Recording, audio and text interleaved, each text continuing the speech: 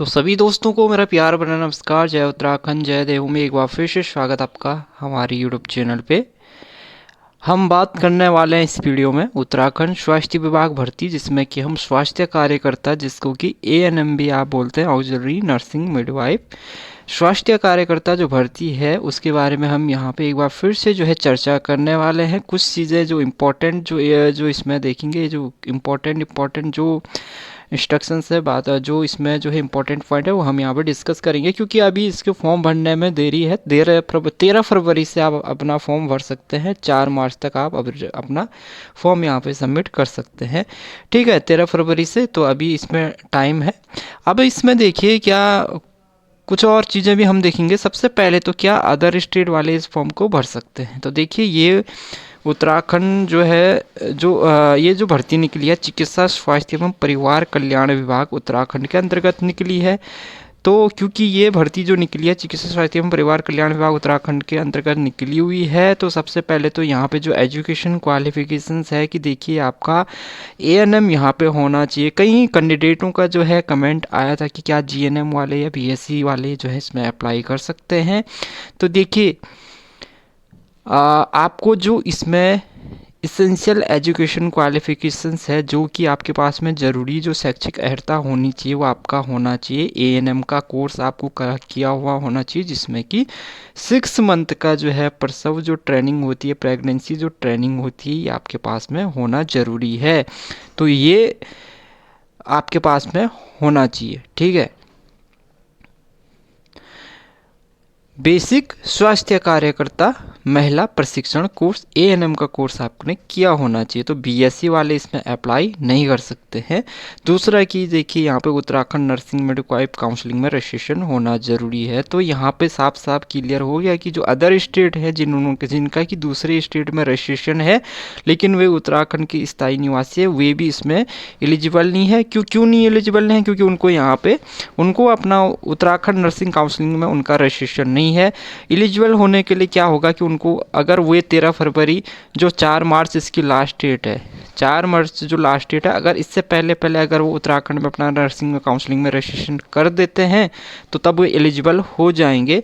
लेकिन वहाँ पे भी उनके पास में केवल ऐसे कैंडिडेट जो उत्तराखंड के स्थायी निवासी है, ये केवल उनके लिए ही मान्य होगा। जो उत्तराखंड के स्थायी निवासी है वे इस फॉर्म को नहीं भर सकते। ठीक है, चाहे वो उत्तराखंड नर्सिंग काउंसलिंग में उनका रजिस्ट्रेशन क्यों ना हो, क्योंकि ये भर्ती स्टेट वाली भर्ती है, स्टेट वालों के लिए निकली हुई है।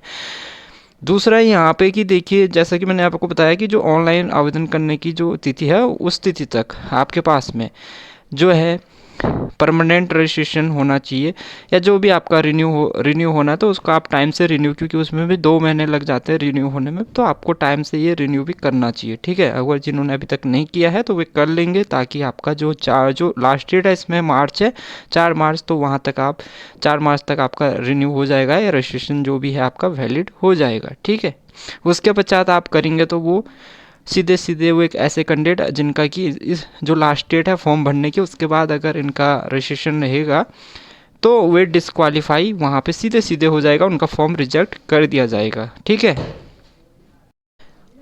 दूसरी बड़ी इंपॉर्टेंट बात क्या है कि देखिए अब बहुत सारे कैंडिडेट ऐसे भी होते हैं कि जो टाइम से क्या जो है स्थायी निवास प्रमाण पत्र नहीं बनाते हैं, डोमिसाइल सर्टिफिकेट नहीं बनाते हैं। ठीक है, बहुत सारे अभ्यर्थी देखे हैं मैंने कि जिनके पास में वो काफ़ी जो है मतलब कि उन्होंने काफ़ी जो है कोर्स कर लिए हैं, लेकिन उन्होंने अभी तक डोमिसाइल सर्टिफिकेट नहीं बनाया है। तो ये डोमिसाइल सर्टिफिकेट आपको, चाहे आप किसी कोर्स को कर रहे हैं नहीं कर रहे, या फिर आप छोटे भी हैं जैसे आप 8वीं में हैं 10वीं में हैं, तो आपको ये डोमिसाइल सर्टिफिकेट बना लेना चाहिए। जो भी अभ्यर्थी है चाहे कोई और भी है तो आपको ये बना लेना चाहिए, जो आपके भाई बहन। तो ये सबसे इम्पोर्टेंट है डोमिसाइल सर्टिफिकेट, तो ये टाइम से बना होना चाहिए आपका। और अगर ऐसे अभ्यर्थी जो अब जिन्होंने अभी तक नहीं बनाया है और जो इस फॉर्म को भर रहे हैं, अगर उनके पास में डोमिसाइल सर्टिफिकेट नहीं है और जो फॉर्म भरने की लास्ट डेट के बाद अगर वो डोमिसाइल सर्टिफिकेट बनाते हैं तो वे भी जो है सीधे उनके फॉर्म यहाँ पे रिजेक्ट कर दिए जाएंगे। ठीक है, ये साफ साफ इसमें लिखा हुआ है। तो ये चीज़ें हैं जो कि आपको पढ़ लेनी चाहिए, क्योंकि बाद में बहुत सारे अभ्यर्थी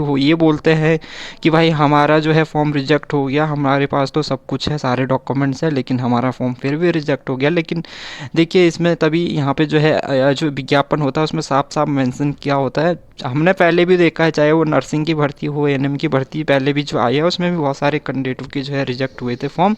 तो उसके पीछे का जो रीज़न था, अभ्यर्थी जो है इन चीज़ों को ध्यान नहीं देते, जिस वजह से उनका जो है फॉर्म वहाँ पे आयोग के द्वारा रिजेक्ट कर दिया जाता है, क्योंकि वो सीधे सीधे जो है फॉर्म भरने के लिए सीधे सीधे वहाँ पे क्या होते हैं, अयोग्य होते हैं विज्ञापन की शर्तों के अनुसार।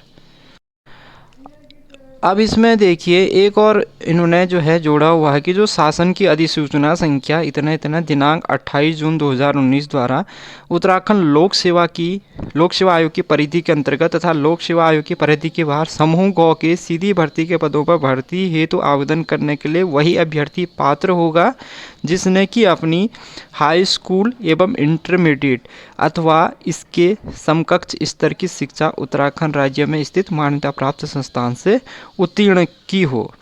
ठीक है, तो यहाँ पे साफ साफ लिखा हुआ है कि अगर आपका 10th और 12th उत्तराखंड से हैं, ये भी शर्त है कि आपका जो है 10th और 12th उत्तराखंड से होना चाहिए, तभी आप जो है इस फॉर्म को भरने के लिए एलिजिबल रहेंगे।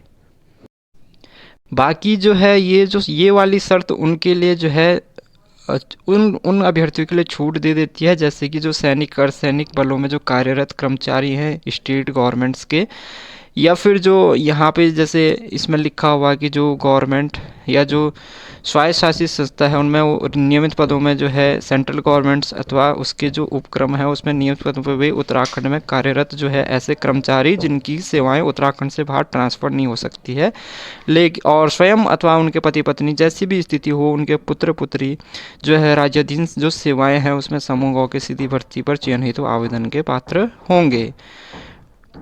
परंतु यह कि राज्य के स्थायी निवासी जो कि आजीविका या अध्ययन हेतु उत्तराखंड के बाहर जो है रहते हैं कि स्वयं अथवा उनके पति में जैसी भी स्थिति हो, वे भी यहाँ पे एलिजिबल होंगे। तो ठीक है, यहाँ पे शर्त क्या है कि आपके पास में डोमिसाइल सर्टिफिकेट होना ज़रूरी है, उत्तराखंड का एएनएम का जो कोर्स है वो आपका होना ज़रूरी है। दूसरा यहाँ पे उत्तराखंड नर्सिंग काउंसलिंग में रजिस्ट्रेशन होना चाहिए। 10th और 12th जो है आपका उत्तराखंड से होना चाहिए। जो 10th और 12th वाली जो शर्त है ये उन अभ्यर्थियों के लिए छूट दे देती है जो अभी मैंने आपको बताया कि जो सैनिक बलों जो बल है उनमें कार्यरत कर्मचारी या सेंट्रल गवर्नमेंट्स के ऐसे कर्मचारी जो कि उत्तराखंड में कार्य कर रहे हैं और उनकी सेवाएं को उत्तराखंड से बाहर ट्रांसफ़र नहीं किया जा सकता है, या जो उत्तराखंड के ऐसे अभ्यर्थी जो आजीविका के लिए दूसरे स्टेटों में जो है रह रहे हैं लेकिन उनके पास भी डोमिसाइल सर्टिफिकेट होना उनका ज़रूरी है। जो ओबीसी का जो सर्टिफिकेट है वो कितना वैलिड होना चाहिए वो भी हम देख लेते हैं। तो जो ओबीसी का सर्टिफिकेट क्योंकि वो 3 साल के लिए वैलिड रहता है, ठीक है, तो वो 4 मार्च 2021 से पहले का नहीं होना चाहिए। यानी कि 4 मार्च अगर 2021 से पहले का होगा तो इसका मतलब कि वो 3 साल से पुराना है, तो वहाँ पे आपको उसका रिन्यू करवाना चाहिए था, या फिर जो है 4 मार्च 2024 के बाद का उसमें नहीं होना चाहिए। तो जो ओबीसी का सर्टिफिकेट है उसकी 3 साल की वैलिडिटी रहती है, रिन्यू भी आप कराते हैं 3 साल के लिए वैलिड रहता है। तो 4 मार्च 2021 से पहले का आपका नहीं होना चाहिए वो। अगर 4 मार्च 2021 से पहले का होगा तो सीधी सी बात है कि भाई वो उसकी जो है रिन्यू वाली डेट जो है वो जो 4 मार्च 2021, तो आप उस डेट से अगर आप लगाएंगे तो 22-23 जो 3 साल पुराना हो गया है वो आपने उसको रिन्यू करवाना चाहिए। और 4 मार्च 2024 के बाद कभी नहीं होना चाहिए।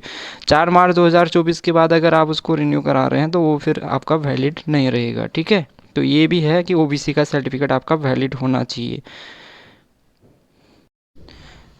चयन प्रक्रिया देखो, चयन प्रक्रिया सीनियरिटी वाइज रहती है। पहले भी आपने देखा होगा जो स्वास्थ्य कार्यकर्ता भर्ती जो 800 पदों पे 800 कुछ पदों पे जो भर्ती हुई थी उसमें हमने बहुत सारी जो है डिटेल से देखा था कि किस तरीके से जो है आयोग ने सीनियरिटी वाइज जो है मेरिट लिस्ट तैयार की थी, जिसमें कि साफ साफ मेंशन किया हुआ था कि अभ्यर्थी का जो है ईयर कौन सा है, उसकी परसेंटेज कितनी है, उसका जो है डेट ऑफ बर्थ कितनी है, उसकी कैटेगरी कौन सी है, सब कैटेगरी। तो ये सारा जो है आयोग ने मेंशंस किया था, उसके अनुसार जो है स्वास्थ्य कार्यकर्ता भर्ती जो है की मेरिट लिस्ट तैयार की गई थी। हालांकि जो स्वास्थ्य कार्यकर्ता भर्ती की जो मेरिट लिस्ट तैयार हुई थी उसमें बहुत सारी कमियां हमने देखी थी, जिसमें कि बहुत सारे अभ्यर्थी ऐसे भी थे जिनके की जो है 2-3 बार नाम आए हुए थे एक ही लिस्ट में। तो वो लिस्ट जो है जब आयोग के पास में जो है कैंडिडेटों ने जो है अभ्यर्थियों ने जो है उसके ऊपर जो है प्रत्यावेदन डाले थे कि भाई ऐसे कैसे जो है एक ही अभ्यर्थी का नाम 2-3 बार आ गया, तो उसके बाद लिस्ट दोबारा आई थी, तो दोबारा लिस्ट आई थी तब हमने देखा था उसमें